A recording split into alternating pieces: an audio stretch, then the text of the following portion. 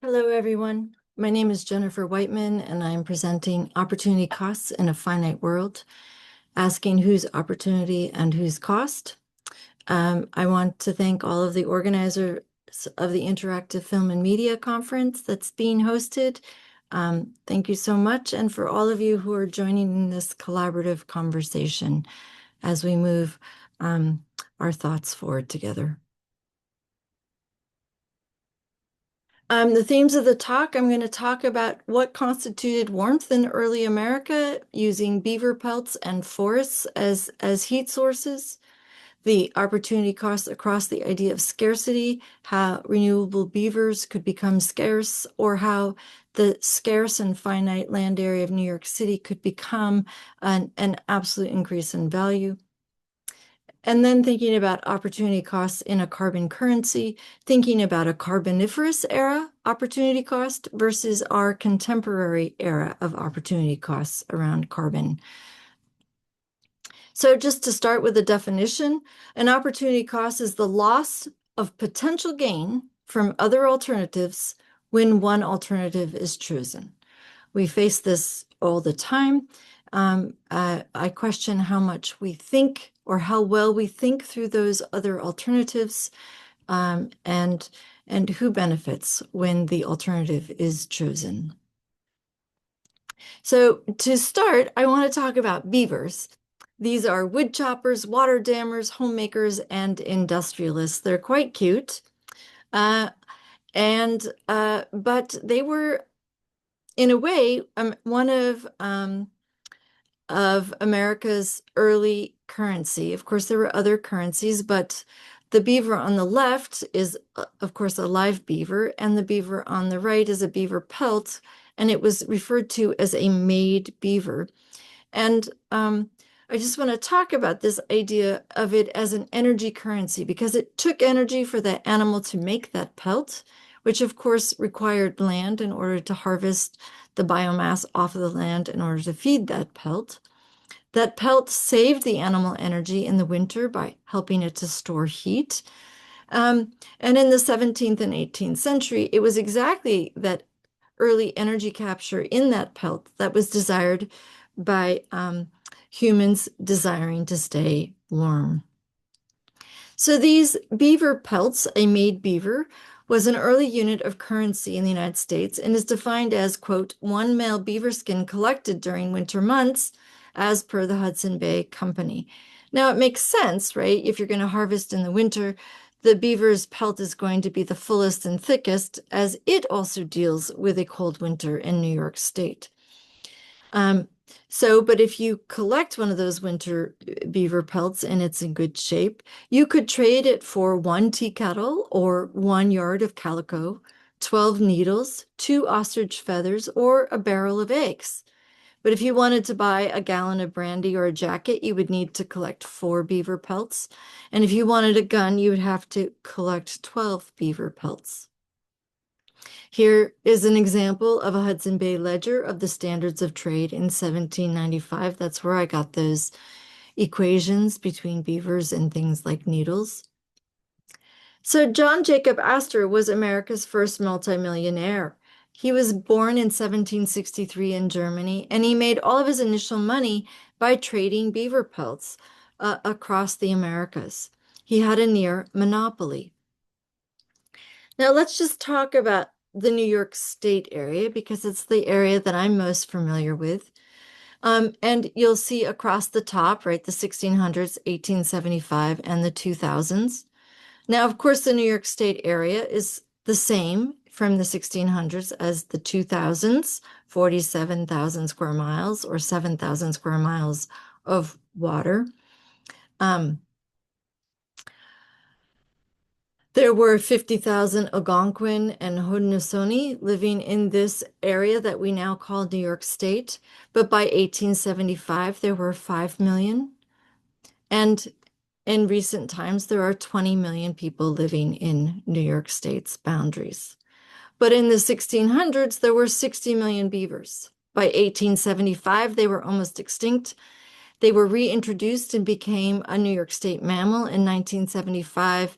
And by 1988, we think that there were between 50 and 75,000 beavers in the Adirondack Parks, which is a large park in New York State.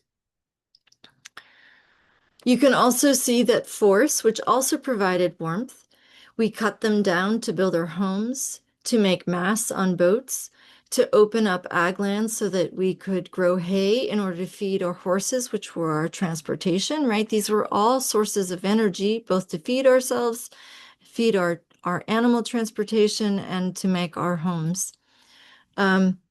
We had 29 million acres of forest in the 1600s, or the area that is now New York had 29 million acres. By 1875, New York State only had 6 million acres of forest land, and that has bounced back somewhat so that we now have 18 million acres of forest in New York State. The point here is that in 1875, there were lots of changes about what was growing and what was not growing in New York State, right? There were 5 million people in New York State. There was, of course, the beavers were almost extinct. The Native Americans were struggling, and we were down to 6 million acres of forest land. I charted these numbers in yellow. You can see what happened with the beavers. In the blue is what's been happening with humans, and the green is on the right axis as a percentage of area that was forested. So it was at a low in around 1875. You'll notice that Astor bought his first piece of land in New York City in 1799. And by 1830, he had pivoted away from harvesting the declining beaver population to invest in the finite New York City real estate for the growing human population. In his lifetime, he had a near monopoly on beaver pelts. He saw a near collapse of the beaver population. He was an opium trader, and he pivoted to become a private owner of 3% of Manhattan's physical area. By the time of his death in 1848, he was the first multimillionaire with $20 to $30 million in 1848 dollars, which would be equivalent to almost $1 billion in 2025 dollars. And at that time, he had approximately 1% of US GDP. So, whose opportunity, whose cost, whose agency, and whose benefit? Astor's great opportunity cost pivot was when he moved from the renewable beaver pelts to the finite real estate. And what I think is interesting here is that he dealt with two different human needs, but he had two very different ideas on how to leverage scarcity. So in the first case, the beaver pelts addressed a human need for warmth. The problem, of course, with beaver pelts is that they're renewable, they're not infinite, but they must renew in order for you to continue harvesting them. And that is their advantage, is that they're regenerative and that they live off of the land. So you're not having to manage them in the sense that you manage other things like contemporary livestock. The problem was he observed a decline of the beaver resource because it was not managed, it was unsustainably harvested, and he recognized all of his economic infrastructure he had built up would be lost or be useless if he didn't pivot away. And so he saw an opportunity in part because he had accumulated all of this capital in order to be able to pivot. And he pivots to New York City real estate, addressing human need for housing. Of course, the disadvantage of real estate is you must have enough capital to be able to hold this private property. But the advantage is that it's finite. And that finiteness makes it a kind of scarcity that increases the demand, which then increases the value. The problem, however, is that it was entirely speculative. He did not know New York City would become the city that we now know, but he saw an opportunity to lease this land to other human beings, let those other human beings use their industry to improve it. And as they improve this land area, the value of the finite base area and the value of the city goes up, thereby increasing the value of the land that he was leasing. Of course, there are two huge assumptions in his opportunity costs. One assumption is that beavers are free to be taken, and that private property is to be claimed. The point here is that opportunity cost is a point of view. His opportunity cost in investing in beavers was a total loss for the beaver population, for example. There's all kinds of things to think about here. But really what we're talking about is that there are many points of view and there are many alternatives, but only one is taken. And we have to ask ourselves, who makes that decision about the alternative that is taken? And what I'm trying to get at here is how can we collectivize global opportunity cost decision making?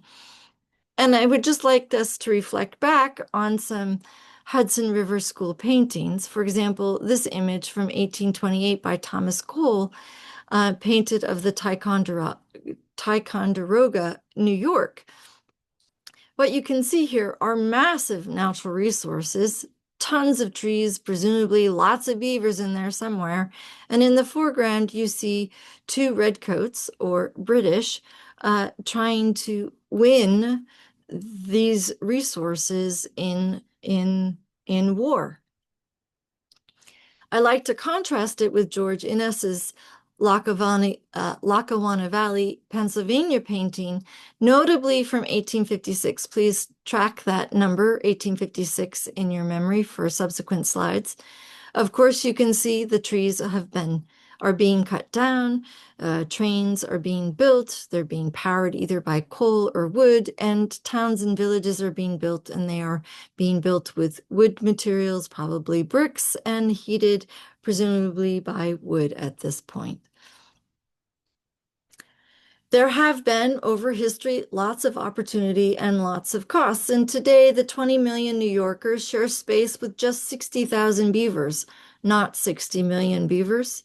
And New York State is now 60% in forest. Now, I want to ask this question. Have we been recovering forests because we like forests more than agriculture, or because we like forest songbirds better than newly arrived and adapted field grass songbirds, or because New York State has great forest policies? I would argue that the reason why we are 60% forested is because we discovered fossil fuels. Now, Native Americans used things like coal in 1300 AD to make pottery. In the early 1600s, some fur traders in Canada saw some exposed coal beds from a river erosion issue, which resulted in the first coal mining in 1632 to actually export coal to Boston to heat Boston.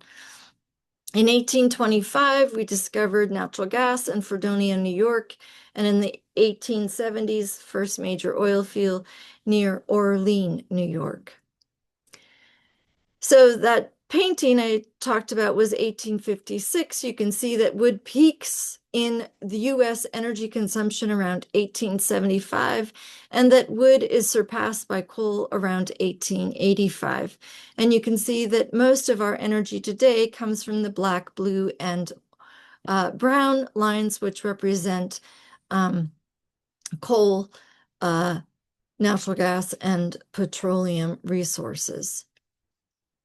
We are no longer really harvesting wood in the way that we were, and so that kind of explains why we have 60% forest in New York State to this day.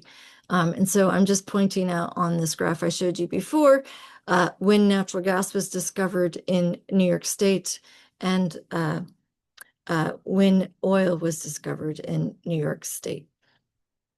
So where does this fossil fuel come from? I mean, I know you know all of this, except do we actually ask ourselves why we have fossil reserves? Well, we have fossil reserves because in the Carboniferous era, it wasn't metabolized by other life forms. There were not bodies like us to combust it, and there were not bodies like us in order to be able to digest it. You and I still to this day cannot digest lignin from wood. And so it was stockpiled sunlight energy and carbon resources in gigantic pools.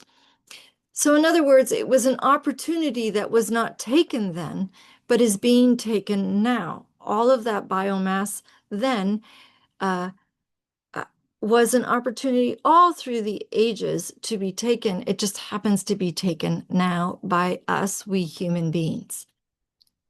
I think it's important to point out that 500 million years ago, uh, they we estimate that there's 4,000 parts per million of carbon dioxide in the atmosphere.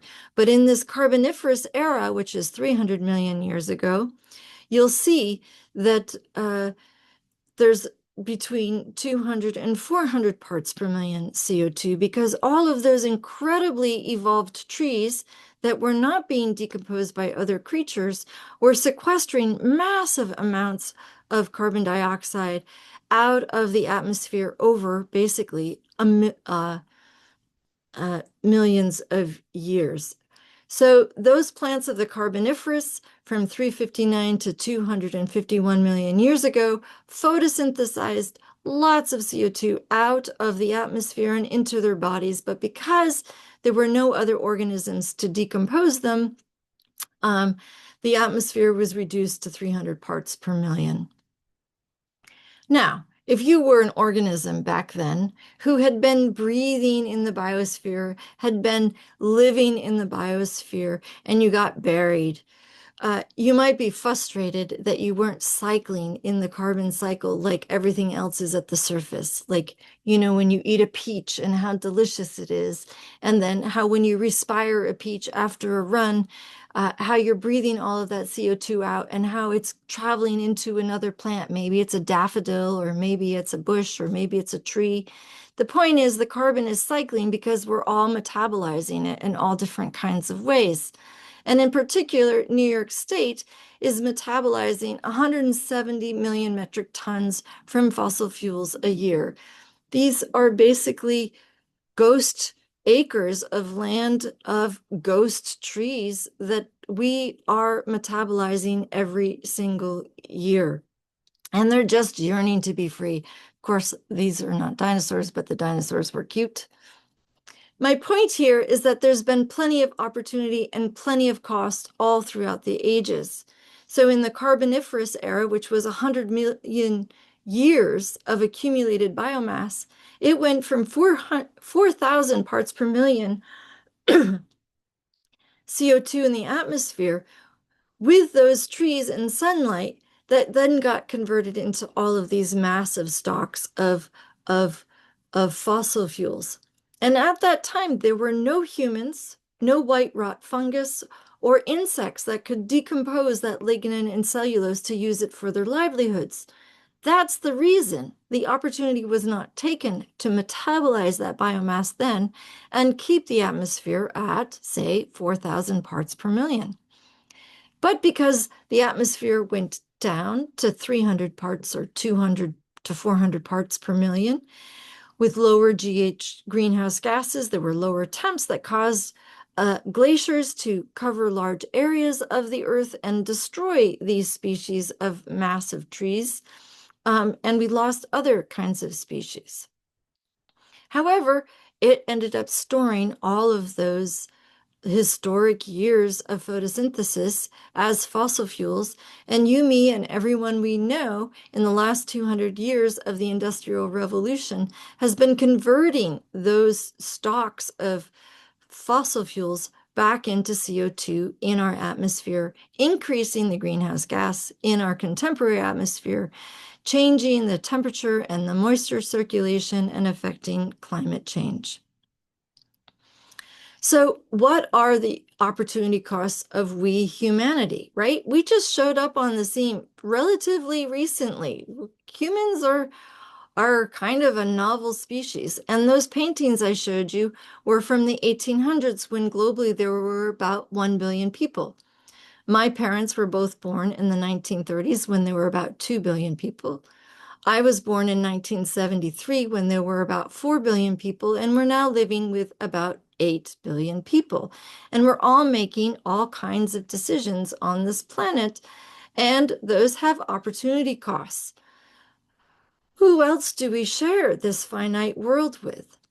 We live in a peculiar and singular biosphere, and our behavior is not only affecting contemporary other species, contemporary other humans, but also future generations of humanity and future species on planet Earth. I'm now going to make a hard pivot to my own art practice and talk about how I used one of my mud paintings in order to think about opportunity costs as we make decisions around climate change and climate change mitigation.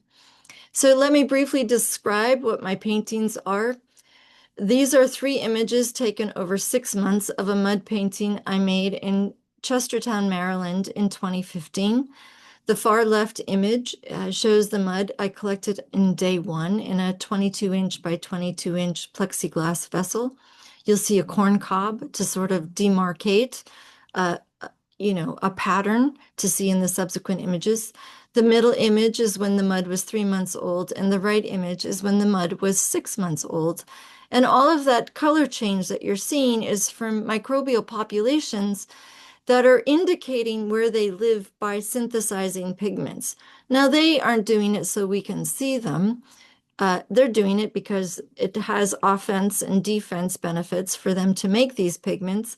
But the point is, we are able to see in a short amount of time about how life is changing the landscape. And as you can see from left to right, it changes a lot and it changes rapidly in a microbial perspective. And I use this to help us think about how microbes reproduce every 20 minutes, we reproduce every 20 years, how we can think about climate change and how our metabolism and how our population and how our consumption is changing the landscape that we live in. So this piece that I'm going to briefly talk about was called Sensing Change.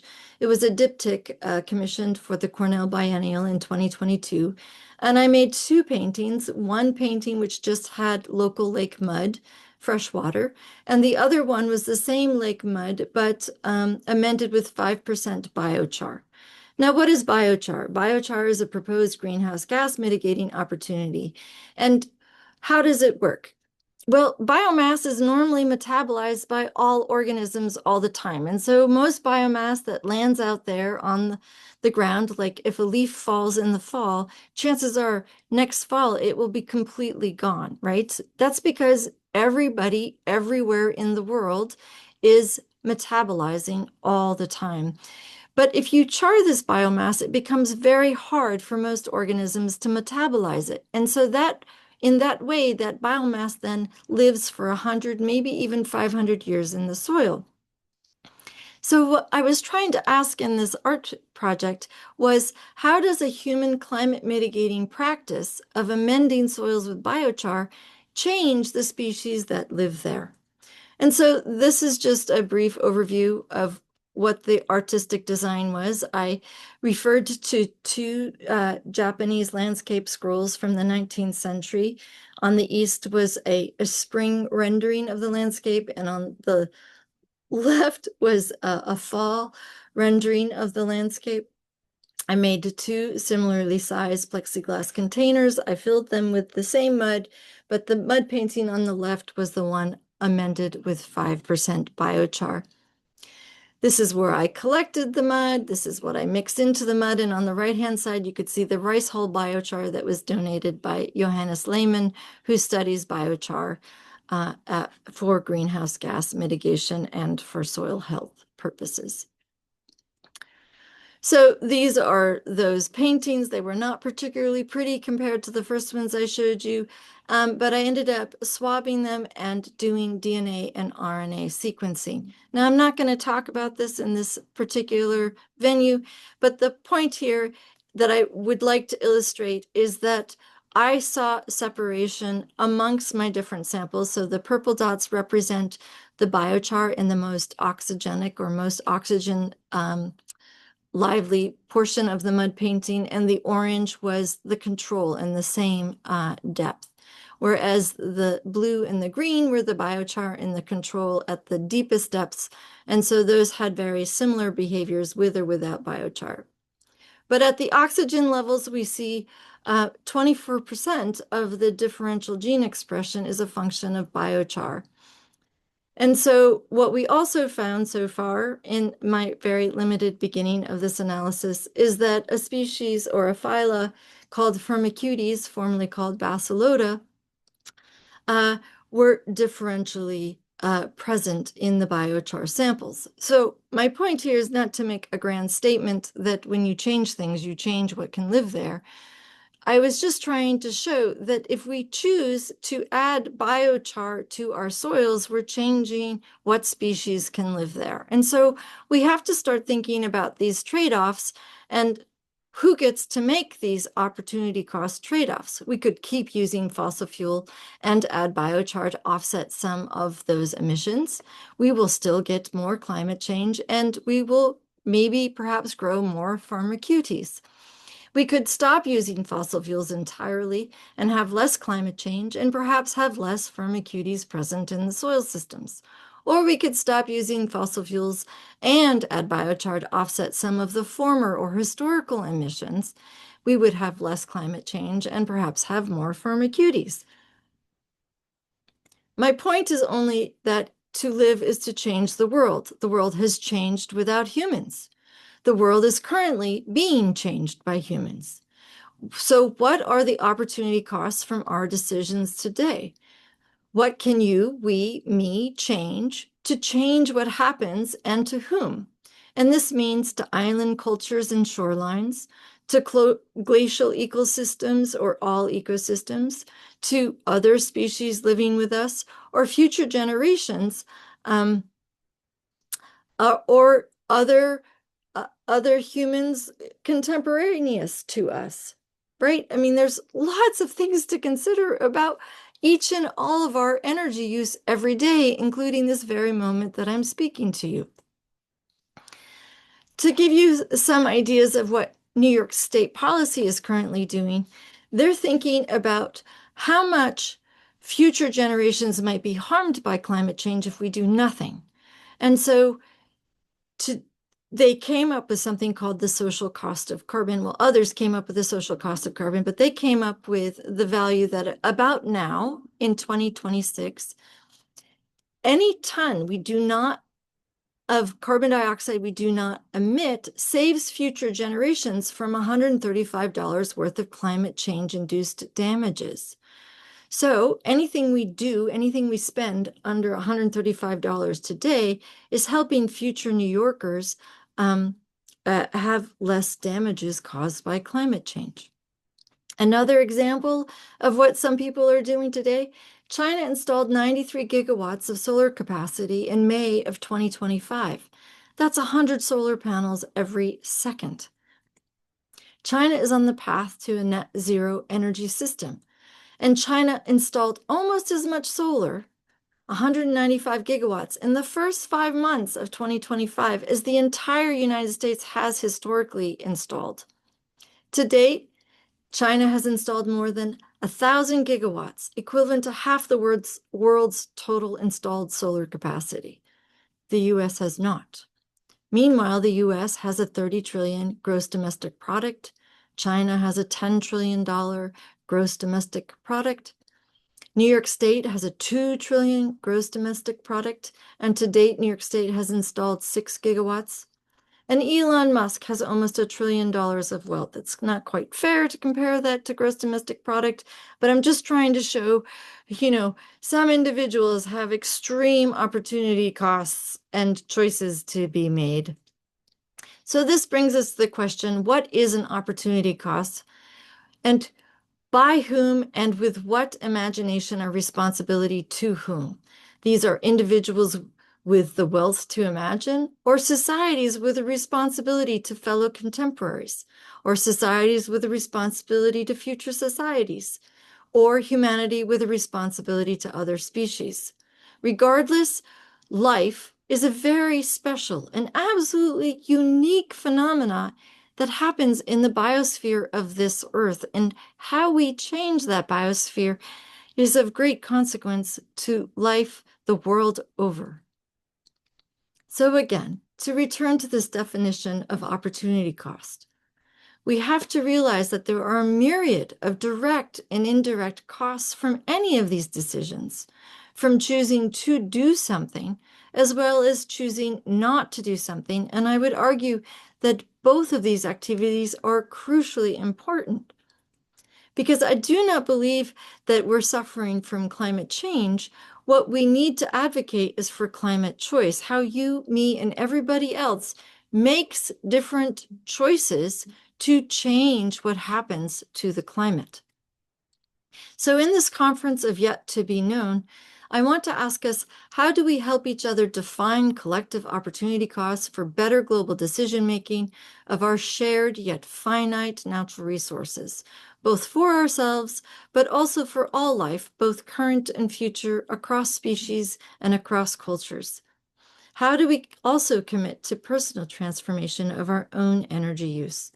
There's loads of people to thank, all the folks hosting this conference and all the folks participating in this conversation, to Rensselaer Polytech, Kathy High, 𝗔𝗯𝘀𝘁𝗿𝗰𝘁, Stephanie Lovelace, and Dan Biting, who are guiding me, Jen Grenier and Faraz Ahmed, who've been helping me with the genomics. There are countless others, but I would also like to recognize the huge amounts of ancient biomass fueling this work, my life, and all of our work, and the microbes that give me so much hope for imagining a sustainable lifestyle.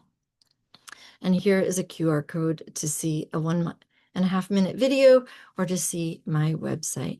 Thank you so much, and I look forward to our larger discussions.